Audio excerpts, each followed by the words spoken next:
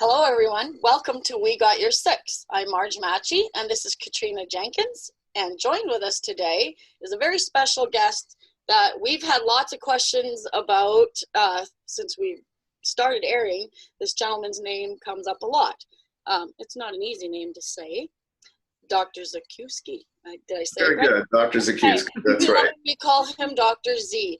Welcome, Kentrina Jenkins, my co-host, and we're excited. This is a special edition, and I know there's a lot of people who are going to be tuned into this one because it's a big topic. It's important. It's a success stories, and it's all kinds of things wrapped in one. So we alluded to this before when we talked about brain mapping, and we talked about options for treatment for veterans or people suffering from quinism.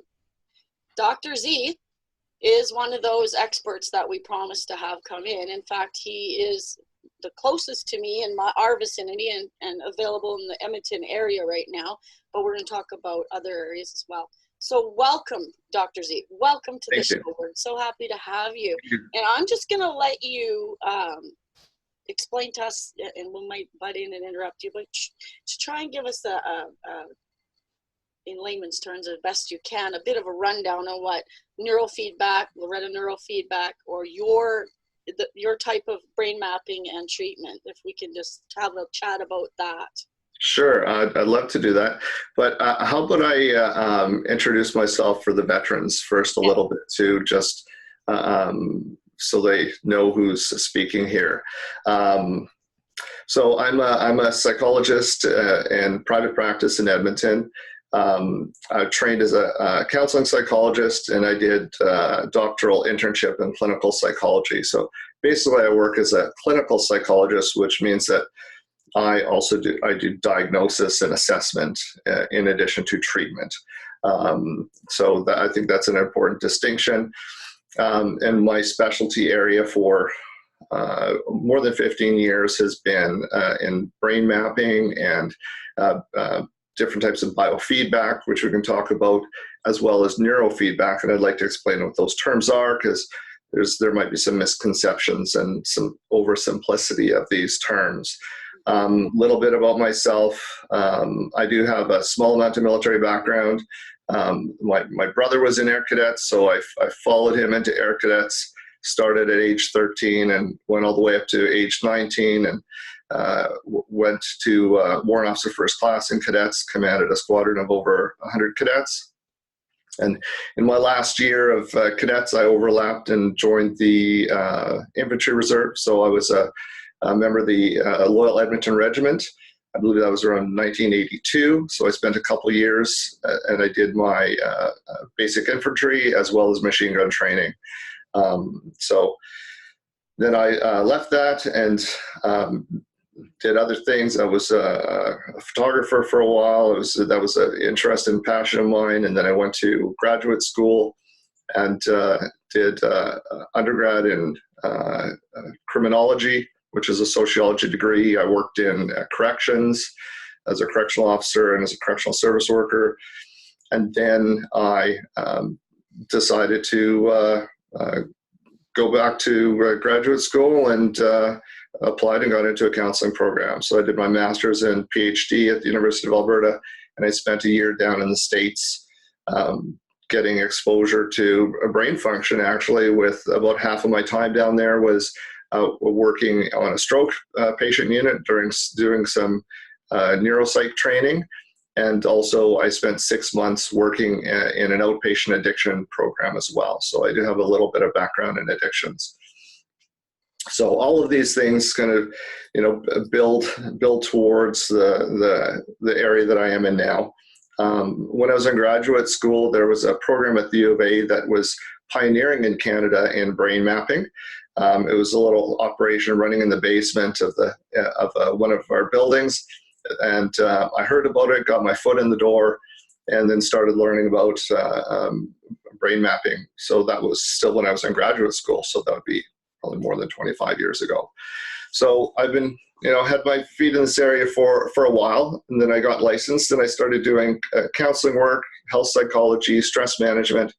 But I found talk therapy isn't enough. There's a lot of things I can't treat. So then I decided to go back into the area of neurofeedback, and I'm pursuing, everything that I can do to find effective treatments for treating a wide range of problems, because you can't talk away a brain injury or attention deficit disorder. Oftentimes, conditions like depression, they're resistant to medication and talk therapy, but very often we find the spot in the brain that's involved in that problem and target it and improve the function, and sometimes completely eliminate the symptoms, and other times certainly have improvements.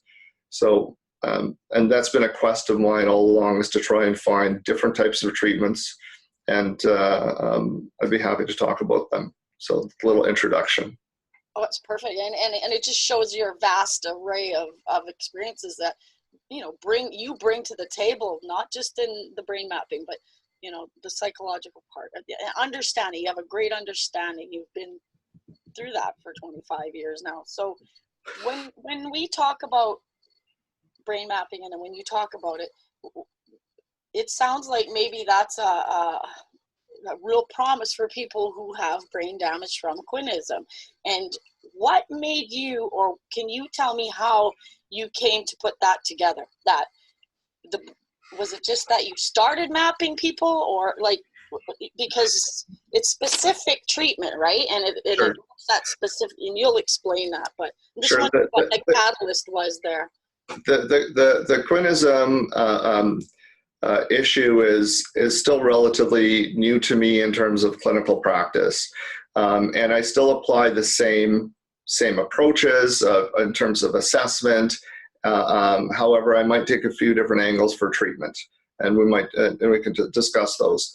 But in terms of brain mapping, the concept is the same regardless of what the condition is, whether you're looking for attention deficit disorder or trying to find out where the person's depression, or if they have a brain injury, what part is damaged the most. There certainly are some generalities that we can look at of, if there's depression, I pretty much have a good idea of what part of the brain that is based on brain mapping a lot of people and also research studies. Then versus a brain injury, you never know exactly what part is damaged. And something like attention deficit disorder or attention cognitive problems, there could be so many things going wrong. You really need to look at the brain. So with related to quinism, the issue is the same. We can still measure the surface of the brain, look at the activity, some of the deeper structures, but there's some things we can't measure. I can't measure the activity of the brainstem. So there's some things that's just beyond the technology, and that's one of the problems in the area of treating and assessing quinism is, where's the damage and exactly what is it? And I think maybe in the future there'll be imaging studies that identify that more. And the very good interview with Dave Bona, he talked about part of the brain stem, and I'd suggest people go back if they want to hear about that. I think it was excellent about identifying the location, but we still can't measure that area directly with a brain map. I have a connection with equinism from personally from many years ago, because I took mefloquine. It was prescribed to me for a backpacking trip through India and Southeast Asia. And I suffered from negative side effects and nightmares and panic attack, etc., from the mefloquine. So I knew that it was a problem and that it had negatively affected me, and those effects lasted a long time. And I've been working with veterans for many years, but I didn't know about the connection with mefloquine and veterans, because I had never heard about it until Dave Bona reached out, I think, one day and called me and started talking to me about mefloquine. And so he provided some really good background education, introduced me to it, told me about Dr. Remington Nevin. And so I started looking into that area. I ended up traveling and doing some consulting for a year. And then when I came back, I let Dave know that I was back in town and up and running. And then luckily and very nice, he was able to start connecting me with some of the soldiers who needed help. And it's just been steamrolling since then. And having, unfortunately, the background of being exposed to mefloquine, I believe it's true. So the soldiers and veterans that I work with, they know and trust that I believe them, that it's very possible that perhaps some, or in some cases, maybe even all of their symptoms could be attributable to the neurological damage from mefloquine toxicity. So this, it may not change the assessment, maybe open up new opportunities for the treatment, because perhaps, but certainly that understanding and belief that it's real and we need to pay attention to it. And it's likely treatment resistant. And there's all these other problems that we shouldn't just push off to the side and say, well, that IBS that's a gastrointestinal problem. That's not related to your PTSD. Well, no, these things are connected. So I think having that knowledge about the mefloquine and the symptoms that follow it, including the vestibular problems, things like that, are really important for healthcare professionals, whether it be a medical doctor, psychologist, to understand, validate those symptoms that people are experiencing. And also it gives opportunity for tracking them, because I have had improvements in vestibular function from doing neurofeedback. So even though I wasn't targeting the vestibular system, I have had one client very recently report dramatic change in his decrease in his balance problems. Wow. Nice. That's very promising. I mean, we're just learning, right? Still. Yeah. That's amazing. So it's a learning process for me, learning more about it, learning more from Dave Bona. Hopefully someday I'll get a chance to meet Dr. Nevin, and also gaining clinical experience. And I've added a new type of assessment that just this fall that's very promising, that provides a lot more specific information even than typical conventional brain mapping. So we can discuss that as well. And the results from that are extremely promising in assessing functional problems with the brain, and also opening up the targets in the brain that are identified through this new type of brain mapping. That's very exciting. Yes. So, do you want me to talk on what brain mapping is? Yes, please. If you can, we might as well start there, because I know it's the burning question, right? Okay. Well, I'll lead into that by talking about just an overview of the assessment process that I'm using right now. I'm trying to be more standardized than I may have been in the past. In the past, the veteran would come in, and I would just do a brain map. There's some cases where I did not do a brain map if I didn't have assessment hours approved, and I would just do my best to target the symptoms. So right now I'm trying to be more thorough and collect good baselines, brain mapping data, so questionnaires, interviews that include looking at balance problems, issues, any other neurological problems, peripheral neuropathy, chronic pain issues, addictions, and just try and get a good overview of what the clinical issues are. What's also really important too is the diagnosis is not always correct. So are there any diagnoses that has not been identified? Often you'll have a diagnosis of PTSD and the person has profound recurring depression, but there's no diagnosis of depression. Everything tends to get lumped under the PTSD. And so sometimes if the person has fear of going into shopping centers, things like that, it could be a generalized anxiety disorder, but they don't have that diagnosis. So that's really important for me to make sure that I identify those things and record it. And it's very common that I'm adding to the existing diagnosis and correcting diagnosis like, oh, that's just a concussion. Well, no, that person actually has this quite a severe brain injury. You shouldn't be calling it a concussion. and I will state that in my reports. So that's the first part. I'm also doing computerized attention and cognitive testing, because the person's problem might just be mood regulation, which is very significant and disruptive to their lives. But they also might have profound memory problems, attention problems, and memory problems, and we can assess those as a baseline. And that can also give me ideas of what part of the brain to treat in addition to targeting their mood. So it's possible, and sometimes we can improve their attention and concentration, sometimes memory, although that's often very challenging to treat. So a good thorough assessment is my baseline. Then the next step is the brain mapping. Any questions before I go on to talking about brain mapping? No, I just want to make a comment that I think it's exceptional that you're not just lumping everything into one big thing, but actually, finding all the things that are causing the big lump sum of problem. And I'm just saying that very, loosely, but I like that it's not just one thing and you cap it under that, but that you actually go in and find the specific reasons for it. Yeah. I think one of the problems that's under-identified is brain injuries. So, someone in the airborne regiment, how many times do they hit their head?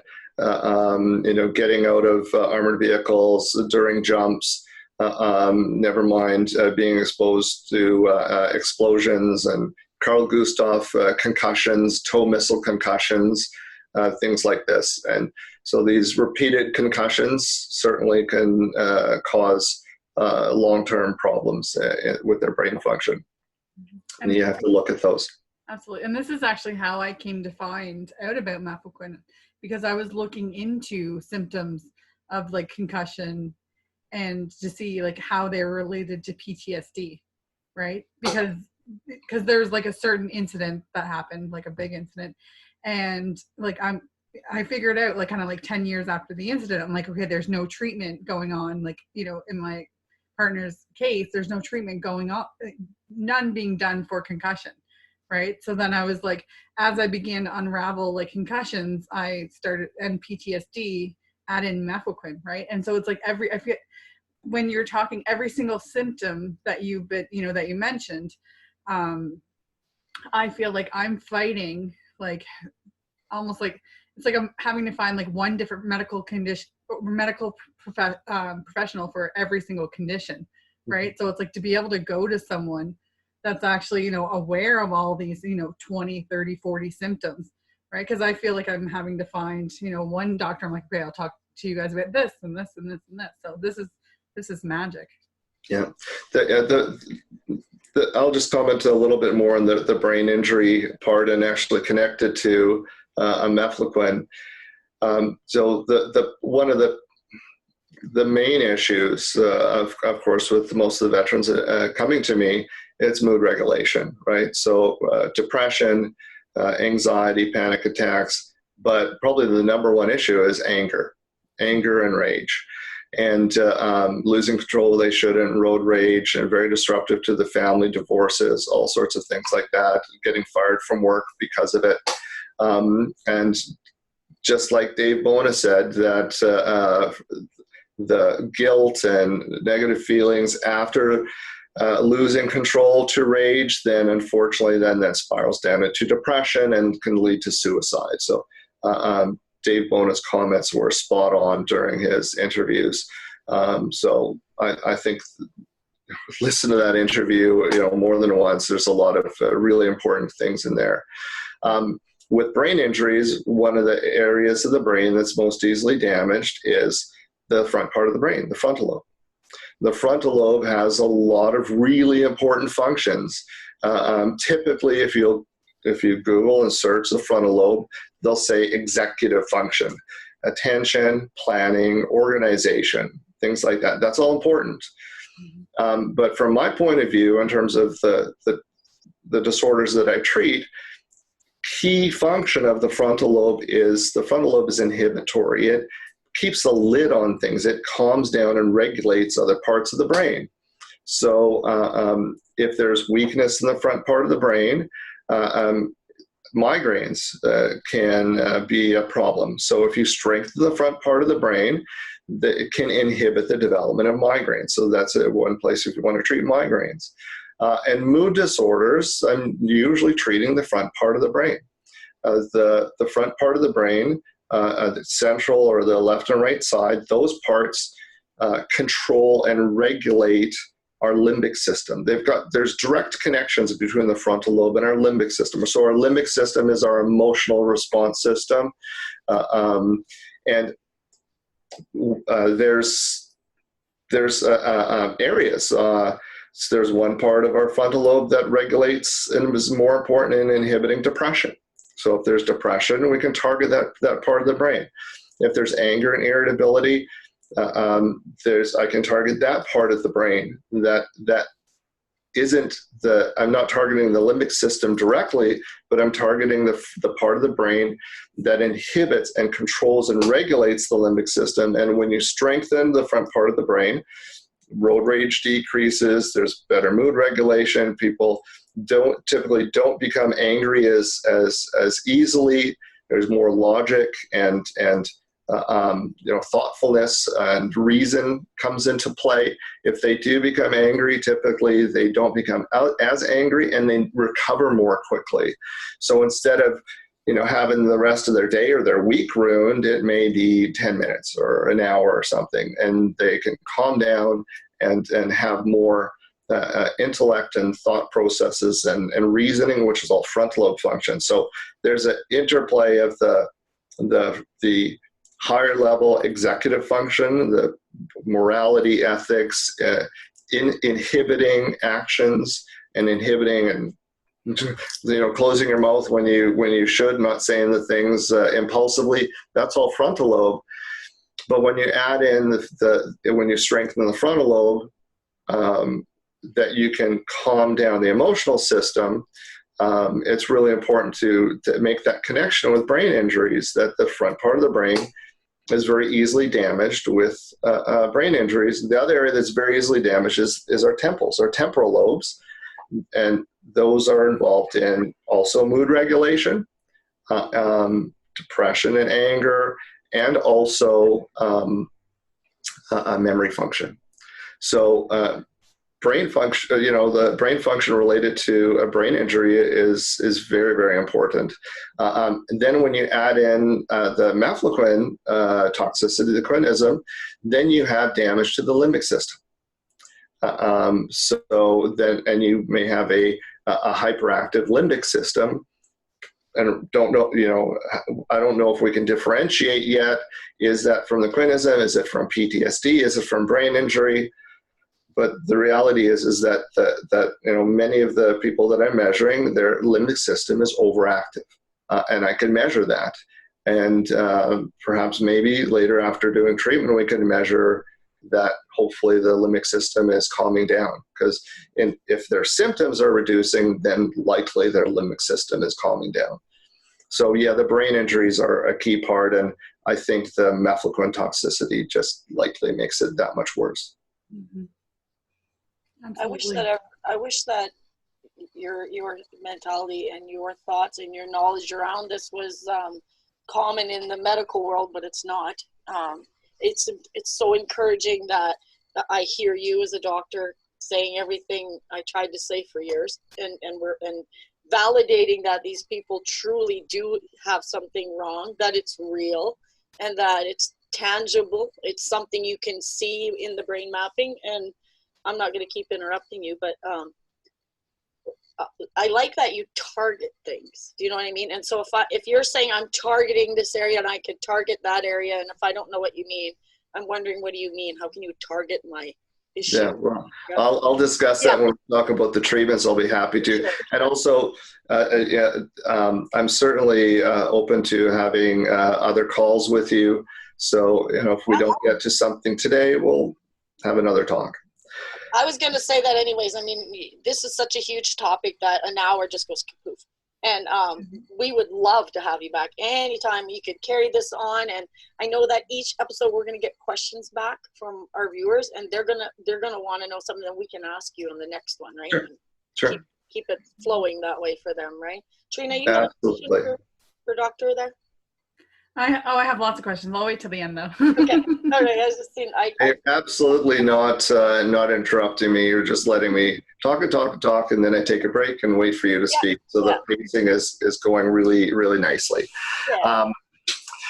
So again, though, I want to emphasize something is, you know, when I'm talking about the impact of the mefloquine toxicity on their symptoms, it's still, you know, it's speculative. I cannot diagnose mefloquine toxicity or quinism. That's the area of Dr. Nevin, I believe.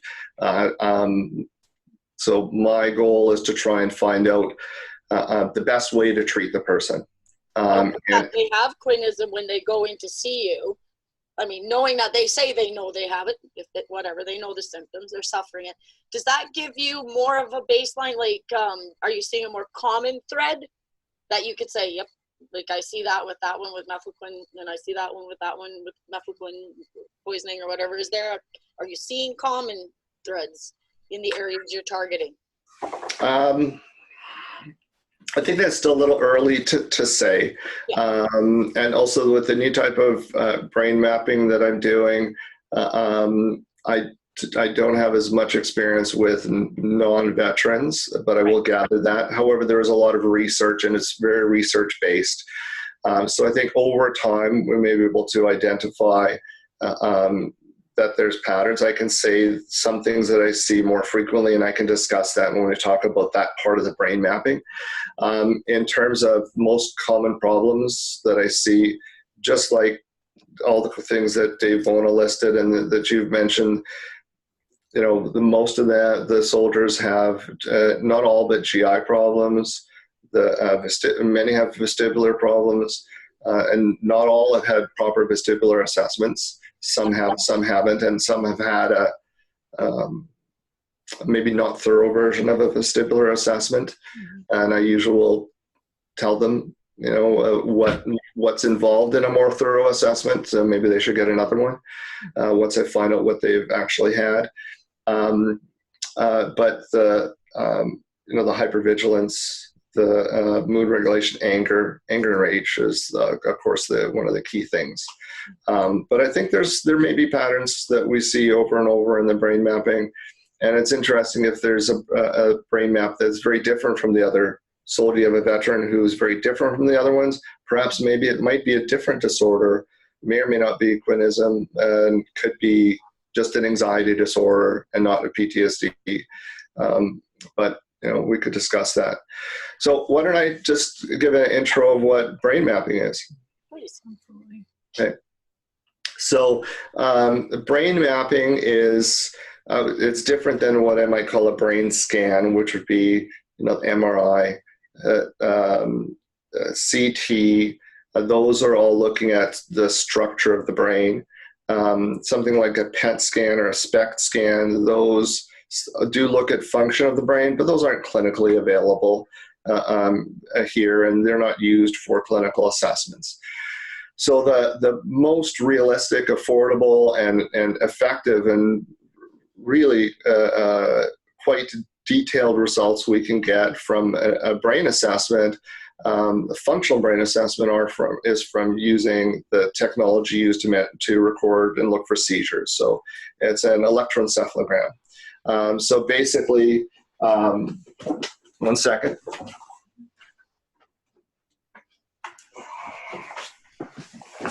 This is an example of an EEG machine. There's, you can have different levels. This is a 19-channel machine. There's electrodes that we put on each side of the head. We use a cap like this. I also have experience in placing the electrodes individually, but typically we'll use a cap. And the cap has 19 electrodes plus a ground. And when you look inside the cap, we have electrodes, and there's different designs. These have little tin electrodes in there with wires going to a ribbon cable. And so basically we find the right size cap, put it on the person's head, and then we, just like using a voltmeter, we want to measure the amount of electrical activity in their brain at the different sites. But we have to make a connection between that electrode in here and the scalp, because it's recessed, and of course, if they have hair, we have to go through the hair. So what we do is we use a syringe that has a blunt end. It doesn't go into the skin. It's just a way of getting gel, an electroconductive gel, which is basically like thickened salt water. We want to get that gel into the cup, down through the hair, and make a connection with the skin. There's a small amount of skin preparation that has to be done, so we might have to scratch the skin a little bit to take off the top layer of dead skin so we have a good electrical connection. And the EEG software has a display which allows us to fine-tune and tweak the individual sites to make sure that we have a good electrical connection, so the connection is equal and a good quality. And my goal is to get basically research grade connections at all sites, when that's the standard in medical clinical practice. Now, I do want to emphasize that the EEGs that I do are not a medical EEG, because this is, I don't do it in a hospital environment or in a medical lab. However, they're of the same quality that can be looked at by a neurologist if it's needed to be. But I would still say it's a non-medical EEG, and the goal is to use the brain mapping to identify targets for the neurofeedback. However, part of the process is also screening for neurological disorders. I'm not a neurologist, but if I see something that looks like a seizure, and I've been trained by EEG technicians and taken courses and workshops from neurologists, so if I see abnormalities that look like a seizure or other problems that are of a severity that warrant a referral to a neurologist, then we might look at options such as asking the family doctor to refer to a neurologist, and they sometimes may do that, sometimes they may not. So, and then there's maybe other avenues we can take. But so the first part, we put the cap on the head. I put a couple of electrodes on the face to measure eye movement, a couple of electrodes on the ears. And the way that the EEG works is it's basically technical term, common mode rejection. So each site has to always be compared to something. So we take measurement of the ears as a comparison. So each site is compared to the ears. And then in different types of EEG analysis, there's different ways of configuring the electrode connection. So we can look at the EEG in many different ways to look at general patterns, to isolate and localize abnormalities, to if there was something that might look like a seizure, you can use different ways of looking at the EEG to help localize and try and find out exactly where that focus of the seizure is. So the recording procedure is once we put the cap on, we have a good connection. When you're doing a quantitative EEG, so quantitative means basically you're going to be doing a statistical or numerical analysis. And you measure the brain with eyes open and eyes closed. I also sometimes will add in additional recordings, such as maybe laying down, resting, and even sleep if the person will fall asleep if I have time in the recording, just in case during that sleep recording that they're more likely to see seizure type activity, epileptiform, signs that there might be an underlying seizure disorder. You're more likely to identify during a sleep recording. And so if I have an opportunity, I may do that. And then that would, again, warrant a referral to a neurologist. So the quantitative EEG typically just involves an eyes open and eyes closed recording. And the reason why they do those is because those are the recordings that you basically compare to commercial databases. And there's databases that have been developed where they've screened hundreds or thousands of people to find the ones who don't have brain injuries, who don't have depression, who are functioning well, have good grades, maybe no family history of neurological disorder. and then they measure a large number of them, and they divide them into age groups. So when you are doing the computerized analysis of the EEG, you're comparing an individual against one of these. It's called a normative group. It's basically normal and well-functioning without disorder. And then you're going to be looking to see how that person's brain compares in different frequencies to that normative database. So you're going to find out if there's some frequencies that are too low in power or too high in power, or if there's connection problems in the brain. So that's just got a brief, and I can show you what the brain map looks like. I can hold up a little graphic for you. So that's really important. But those recordings, that's the industry standard in neurofeedback, is to do eyes open and eyes closed. And the person isn't doing anything. They're just sitting there at rest. And this is how the brain is basically regulating itself at rest. So you can see if there's parts of the brain that their eyes are closed, but it's just spinning in, very fast beta, thinking and processing waves in a particular spot. Maybe that might be anxiety or obsessive compulsive disorder. Or maybe there's part of the brain that's in a really slow idle state, and it's offline basically. And so that could be a brain injury if it's a really slow. It could be an attention deficit disorder. It could be a memory disorder. Could be part of the brain related to a mood disorder that's under functioning. So these are the things that you can see. I'm not sure how well they'll show up, but I can show you a couple of examples and even show you some of the things that I look at in the raw EEG, because you can see so much in the raw EEG. So in my opinion, it's really important to have extensive training in looking at the raw EEG. And because sometimes there might be things that you see in the raw EEG that might not show up in the brain map, because it might have only occurred once or twice, very briefly in the recording. That's the person's disorder, but it might not show up in a brain map. Exactly. So while you're doing, I got the opportunity when I first met Dr. Z. I got invited by Mike Root, and now Dr. can't speak to his, patients and wouldn't do that, but Mike I took some video and he took some pictures, but he posted that with the cap on and all hooked up. So if anybody's interested in seeing how that looks, what Dr. Z just explained there, if you go and look, you'll see Mike, and he was so comfortable. Dr. Z had to keep waking him up. So he did the sleep one too, and he's more than happy to talk about that. So if anyone's interested in how that looks, or, definitely check out the Rude Awakening page, and you will see him all hooked up there. Exactly. And we can also Spark share. was a little worried. Yeah, like, what's going on here? What did they do? Yeah, exactly. We can share that link in the description as well. Yes. Okay. It was awesome meeting you in person, Marj. It was great to have the opportunity for you to sit in. I'm glad that Mike invited you. It was great having that posted. I think getting this information out is great, and I appreciate his courage and what he does to share his personal information with the world to improve the knowledge and to allow you to come into the office and where we're doing the recording. It was fantastic.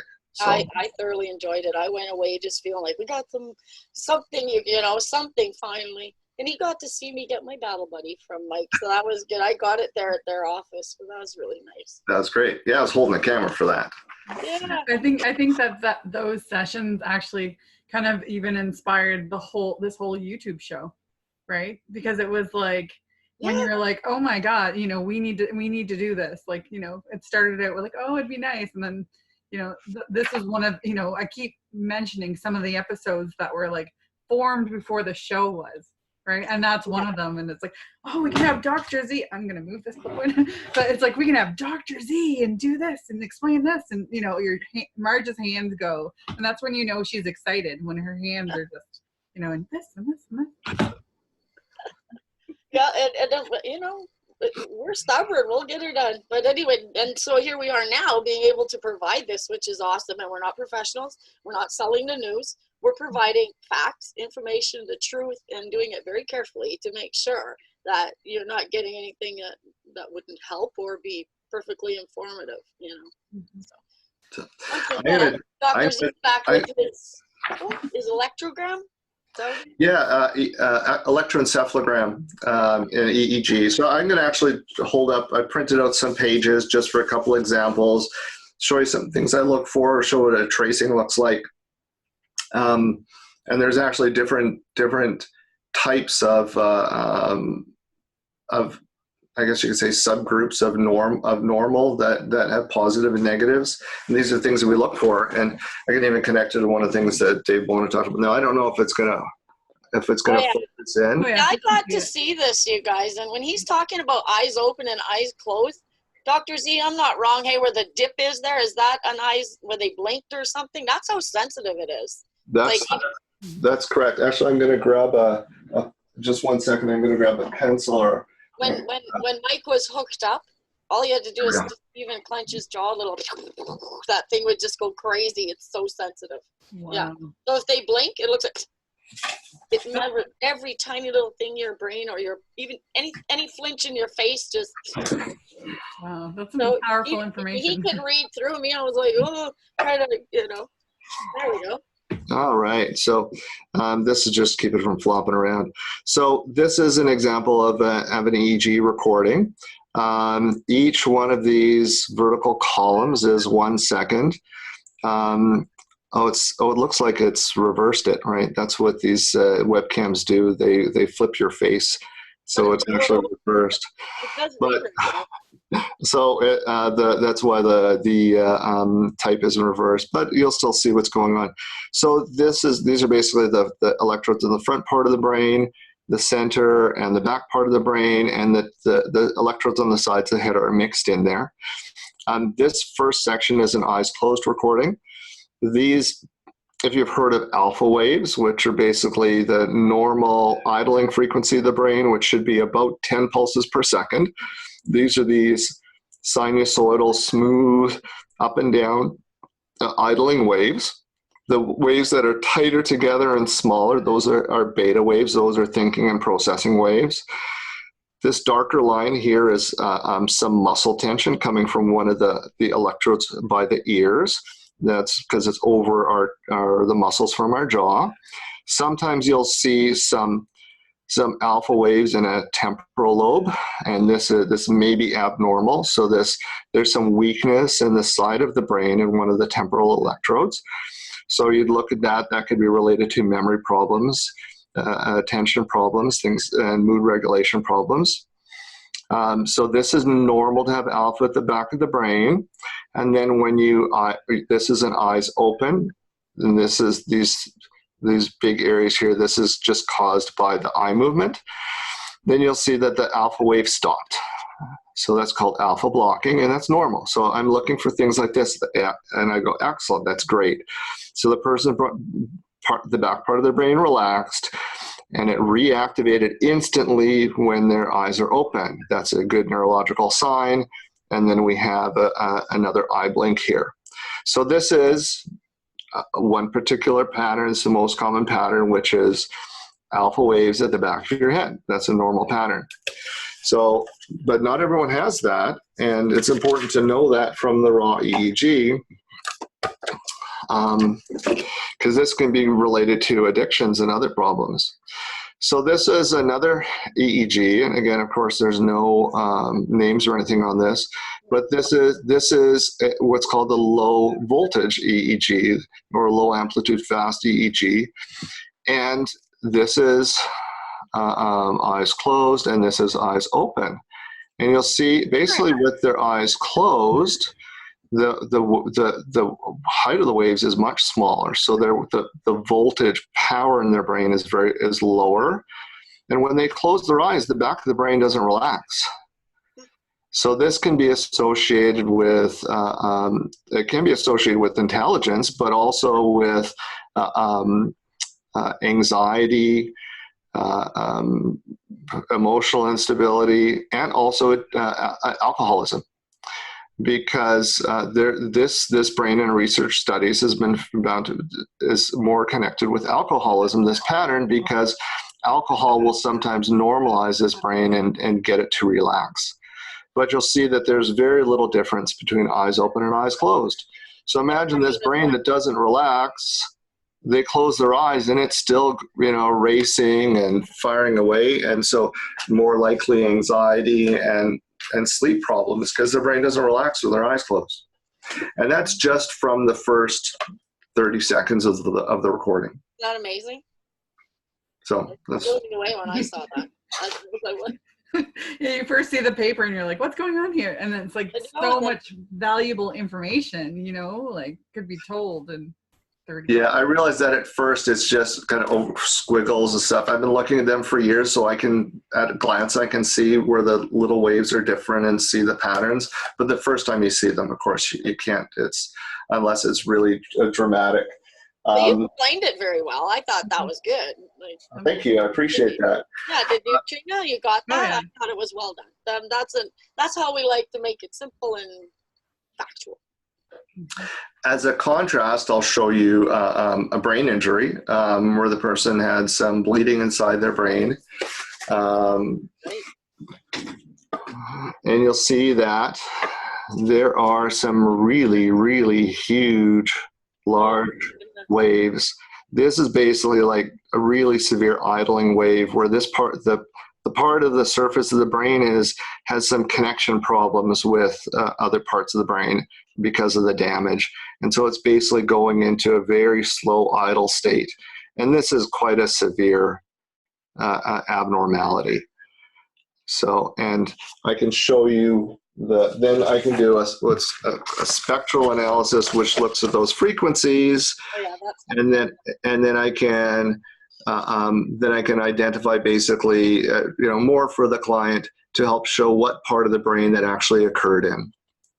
And the color part on the bottom is probably the easiest thing I got to understand. I mean, it really is simple when you look at the colors and where the damage is, right? Yeah, so this one is showing that at that particular frequency, that's primarily located in the front part of the brain and in the temple. So basically, when we look at this, at the repeated patterns, just from the raw EEG, it tells me what part of the brain we're going to be treating. Wow. So this is even before we're doing the computerized analysis. So my point now to the listeners is that probably for years you've been trying to figure out what's going on in your head, and this brain mapping I watched, and Mike will tell you, I use him as an example because he left this as an open book, but in 3 hours, he was basically 3 hours, Dr. Z was able to show him his brain in color like that, showing where he had, what he had issues, or if he did or didn't, it showed up in those colors, and it was really impactful because he was like, holy, I know all that in 3 hours, Right. And that's what he got, and that's what I took away from it too. It's like, wow, it's intense and it's hard to explain, but in 3 hours, the amount of information you gleaned is amazing. Mm-hmm. Yeah, it's and that was even before we did the computerized analysis. Yeah, that was just from looking at the raw waves. Mm-hmm. Yeah. So this is actually some pictures from a book that I use for educating clients. I'll just show you a couple things in here so I can. You might have some reflections. That's actually a psychologist friend of mine in Texas at a workshop. That's basically what the connection looks like. We put the cap on, and it's no big deal wearing the cap, and we strap it down to a chest strap to help hold it in position. Okay. There's the EEG with many wires if I'm using individual wires. This is an EEG of a person a long time ago who came in to see me, and he came in for migraines, but actually turned out that he had frontal lobe seizures. So the big waves with the spikes, spike and wave, that's a seizure. Yeah. Or at least you said the real point. Seizure-like activity, because you couldn't see any seizures, but his brain was not functioning properly. Sorry, Marj? No, am I wrong? But the real pointy high ones are the ones you're talking about, right? Yes, that's right. Yeah. So we have a spike and then a wave, and then it repeats spike, wave, and that's I'm not saying I'm a neurologist, but that's one of the signs of possible seizure, even though he wasn't showing any signs of it. It was only inside of his brain, but you couldn't tell externally. So sometimes you might identify seizure-type activity in someone who didn't know it. That's right.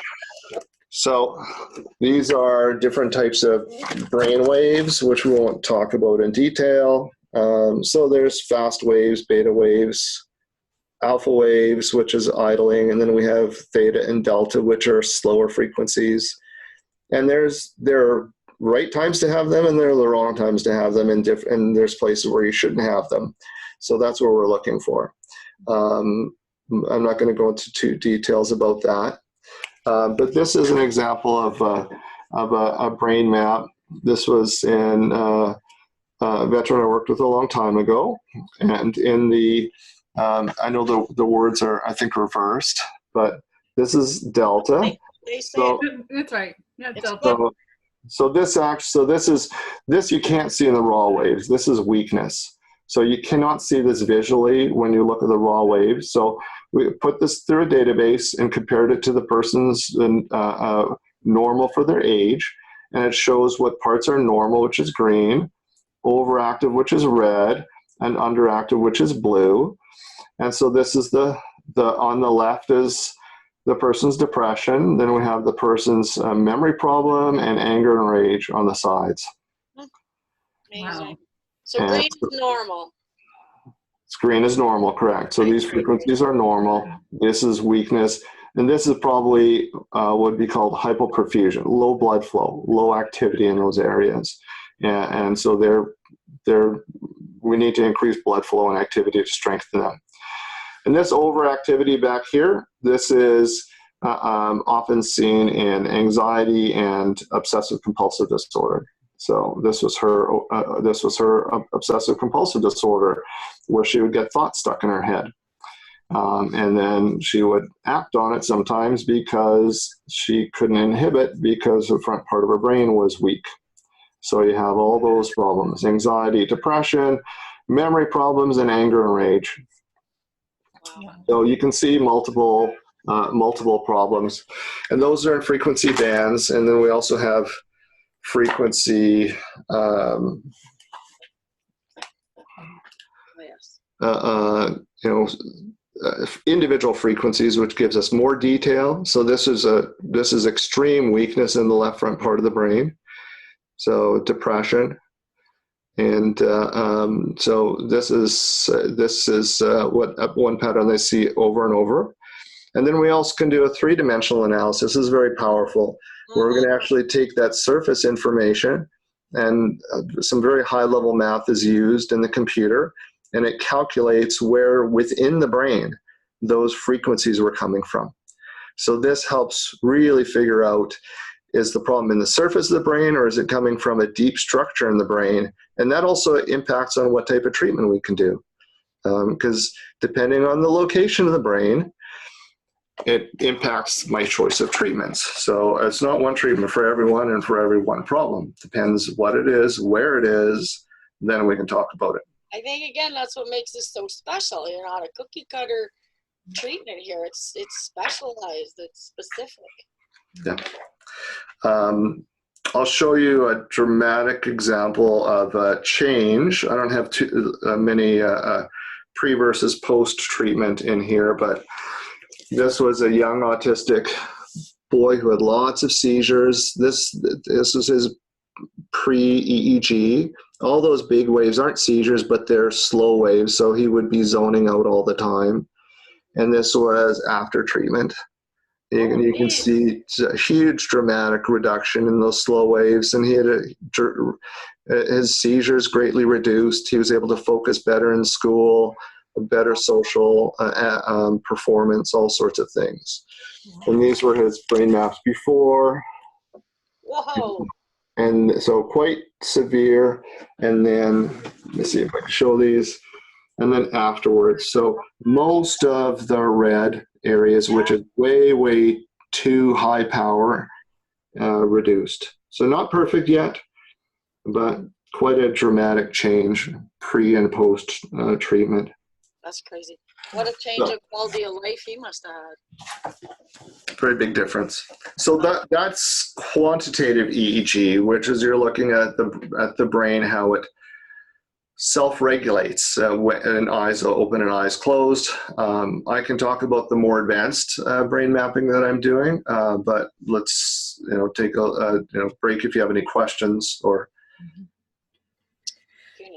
Yeah, you could tell it. You're like, it's coming for sure. Failing a lot. I hope it's simple enough that I'm explaining it. Exactly. Well, I have a million questions, but mostly like a statement. Well, go ahead. In general, there's so many people that I talk to, and like my own experiences as well. Dealing. Of course, the show focuses on veterans, but it also, we want to get information to the general public as well. But what I've been saying for the last 10, 11 years was that there was something going on, right? Like, I just pictured you can't go backwards, but I picture the difference if I had said, okay, there's something wrong. There's extreme personality changes. There's, these million symptoms.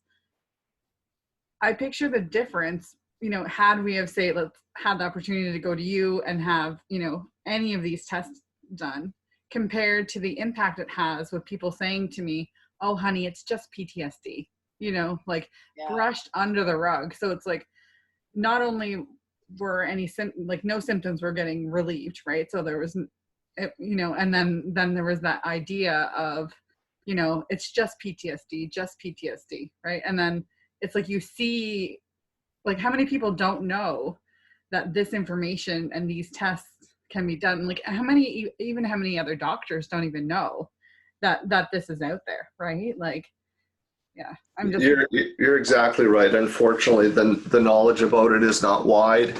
It's very specialized. You have to go, typically to the States or to Europe for the training.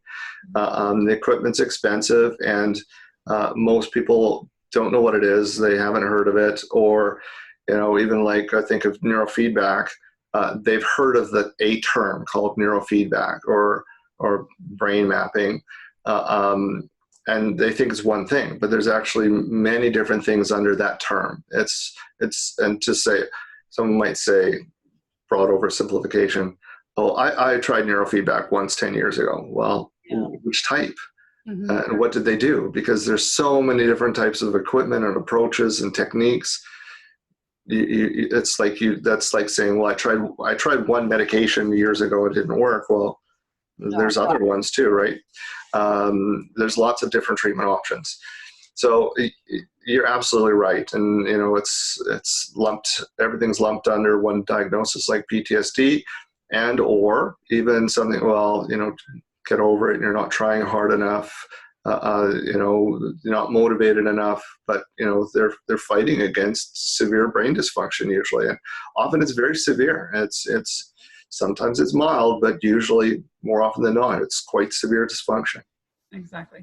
So let's say that somebody wants to go get neurofeedback, because I know that neurofeedback is offered in my area, but I don't know what type, and I don't know what questions.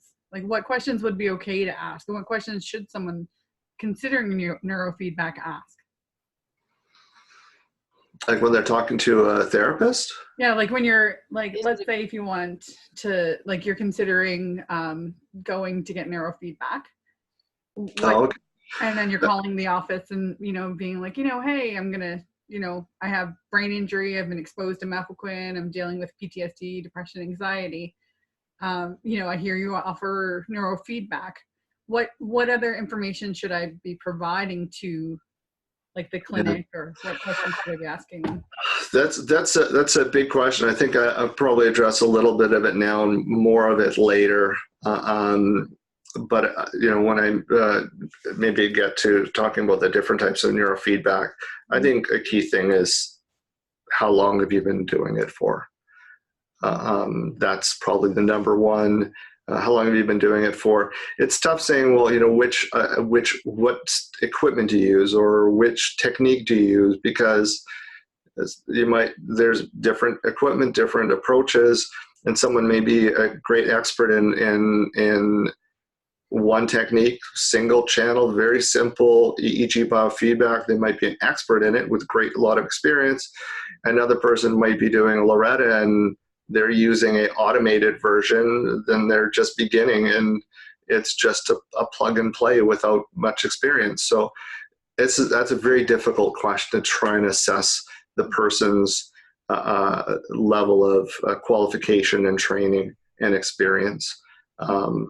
Might have to meet and talk to them,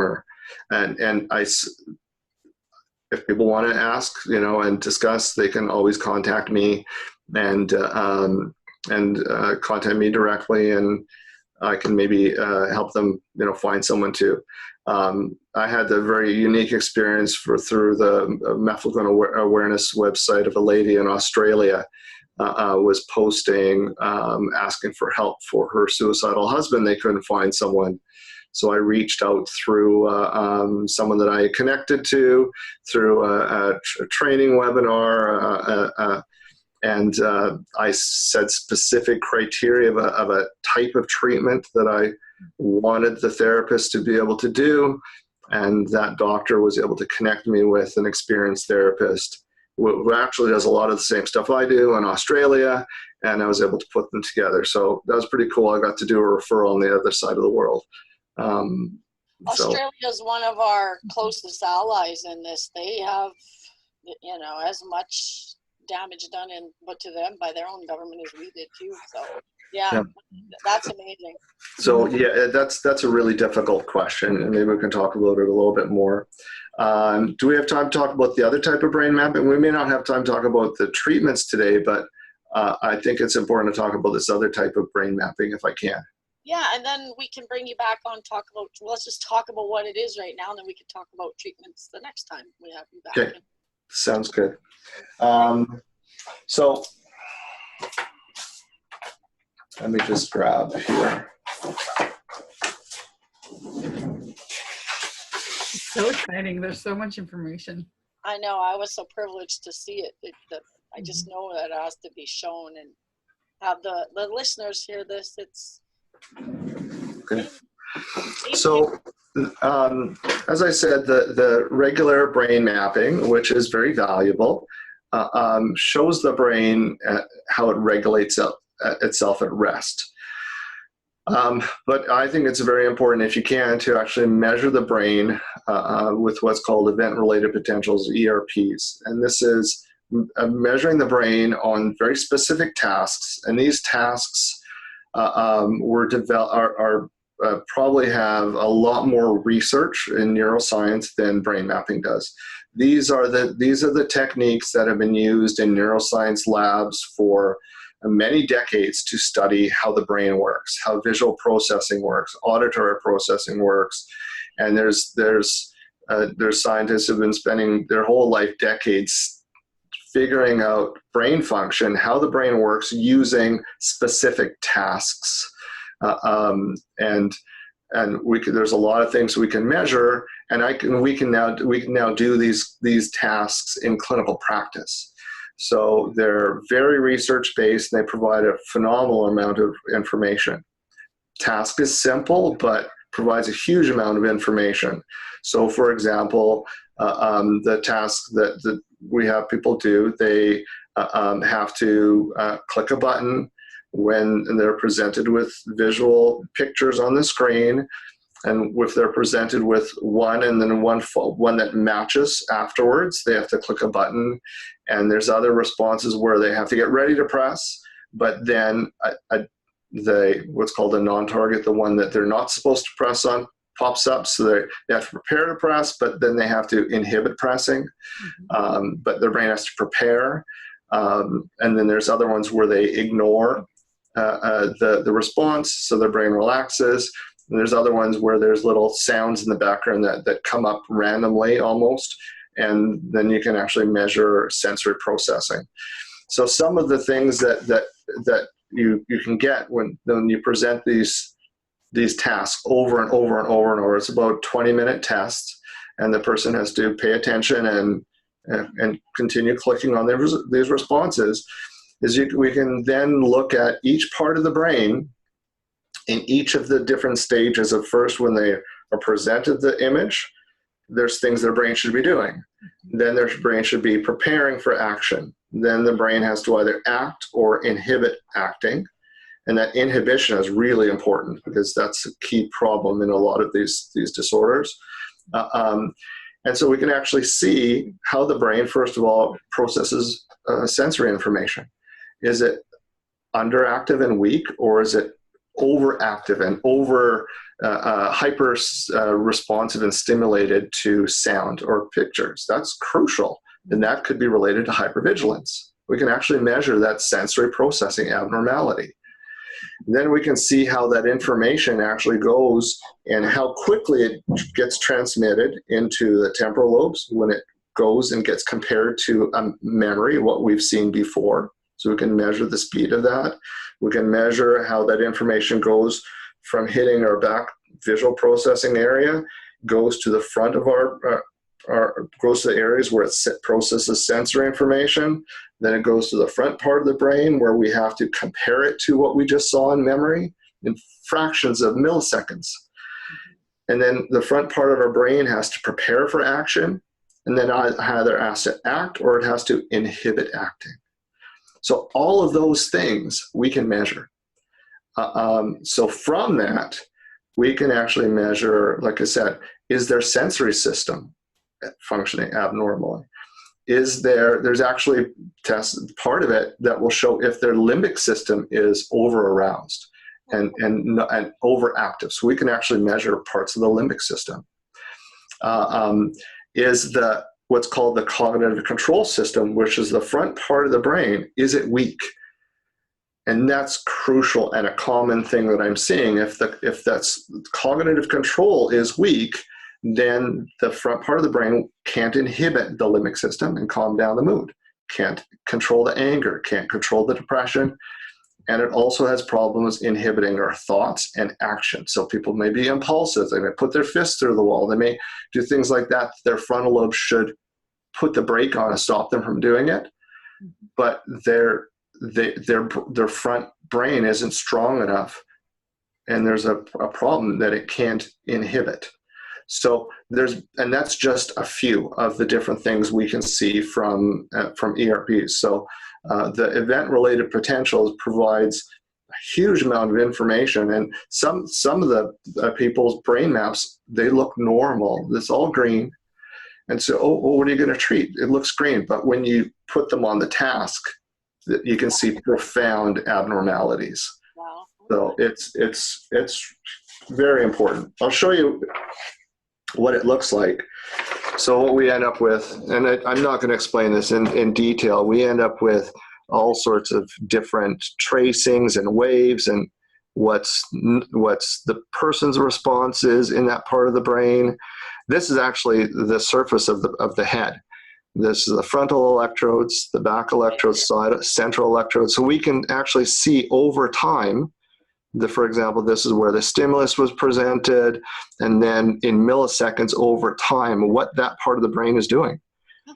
And so we can see, for example, in this, we can see there's some difference here. So one is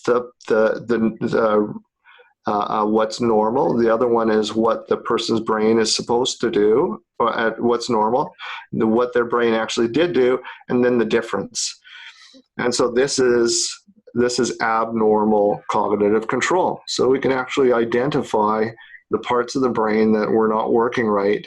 And this opens up huge opportunities for assessment and also finding the parts of the brain that are not working right in terms of the functional aspects of their life that are impairing their quality of life and their actions. We can identify those parts of the brain. Wow. That's powerful. There's so much information in all of those. That's a very steep learning curve. I think it's important. One of the things we allude to all the time, Dave, John, everybody who deals with their quinism, is that frontal lobe seizures that happen, right? And that's so promising. So we could probably do this for 3 hours, couldn't we? But I think do you feel like, I feel good that you've covered all that, and I think I got a pretty good understanding. I know I did advantage of seeing this once before, but how do you feel, Trina? Do you feel like it made sense? It sure did to me. Absolutely. I'm definitely intrigued and looking forward to seeing.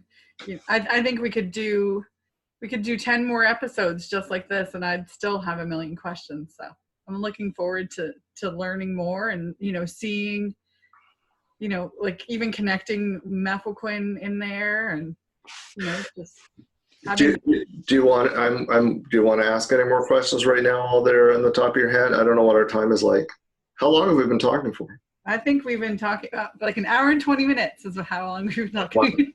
Yeah. That's what I mean. It goes pow. Okay. And we've only just touched the surface, and it's all good stuff. We want our viewers, we want you to hear this. It's good information, and it's said in a way that, it's simple to understand. I think it almost sounds space age, but it's reality that finally we have something that can actually look and assess the damage that could be possibly done, and to actually offer treatment. So your name has come up so many times already in our beginnings of our episodes, because we had Mike Rood, Dave Bona, and Bruce Given again today. So you people will see him, but they've alluded to what it's done for them, and it's intrigued a lot of people besides us. So we do need to have you come back on, talk about treatment possibilities now, or how you go about doing that. Mm-hmm. I want to say to anyone listening right now, please send us your questions, and we will definitely help to get you some answers. I know Dr. Z is awesome at, when I send a text, he usually answers me. And so it's we got your 6 with the letter program at gmail.com. Please send us anything, questions, and we'll try to get you some answers to that. Dr. Z has promised to come back, and we're thrilled, because this is just the tip of the iceberg, really. We're definitely just getting started. So thank you so much for coming. And ask him what you usually do. I'm sure he's got a good one. And the question I always like to end with is, asking about like your message of hope, right? So it's like, if you had to like kind of sum everything up to like, what's your message of hope? For, what is it? You know what, that hope, that seems to be the key word that I've had, more than one veteran tell me, that is the key. So typically people have gone through this, and they've done counseling, they've done medication, they've tried multiple different therapists, multiple medications. It maybe has worked some, maybe didn't work at all, or in some cases, maybe from medication side effects, they may have even had worse symptoms.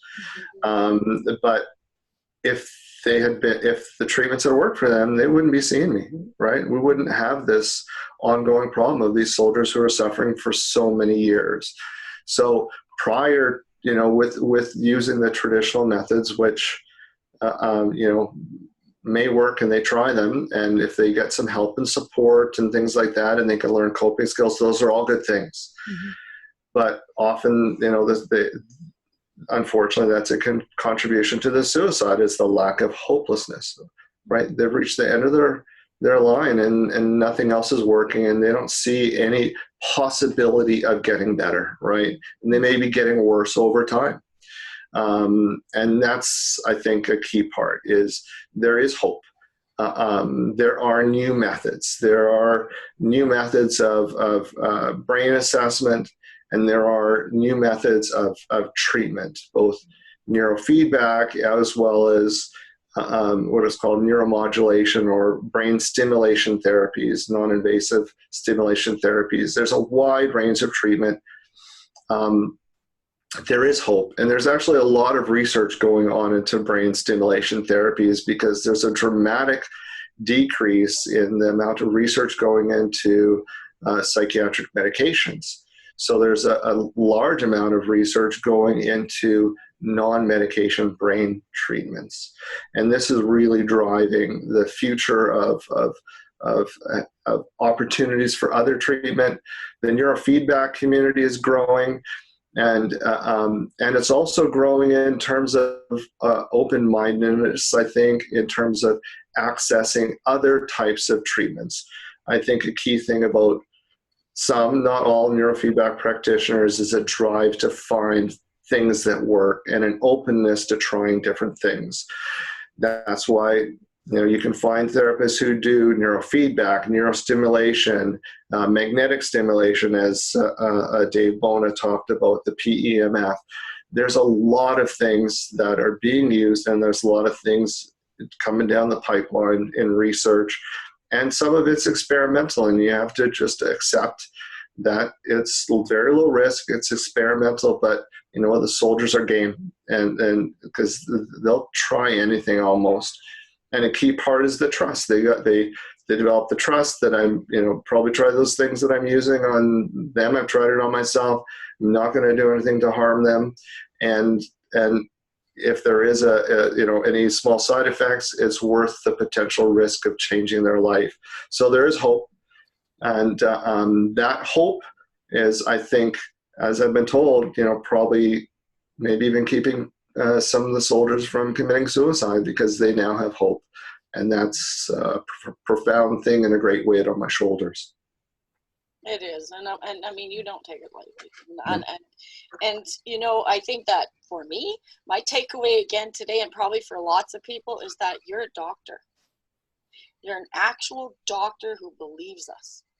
And it's been a long time since even one doctor believed us. It took for Dr. Remington to come out. And then I have doctors in my own family and people who dispense medicine at pharmaceuticals who think I'm crazy to this day. So it's encouraging for me. Every time we have a medical professional of any kind, I don't know any kind, but I mean of your credibility to say that this is real, it takes the weight off. I know it goes on yours, but it takes the weight off people who are out there struggling, and people are telling them they're crazy. They're not crazy. They have quinism, or they're, and there's answers. So I feel very hopeful that you're here, and we're going to bring you back on. So for those that have been listening, and hopefully you've gleaned a good idea of what brain mapping does for becoming the first stage of getting to see what's going on in there and whether or not there's issues. And then we're going to have Dr. Z come back. Zukiwski. We're going to have Dr. Zukiwski. We're going to have him come back on, and we're going to talk about the treatment, and we're going to do that shortly. We won't leave a big time frame here as soon as his availability is up to be with us again, which will be shortly. So for today, this has been your episode of We Got Your Six. Please take care of each other, and we look forward to talking to you again soon. Call in or write us, and we are going to add all Dr. Zukiwski's information to our website as well. So take care of each other and have a great day. Thank you. Thanks for having me. Thank you. Thank you. Take care.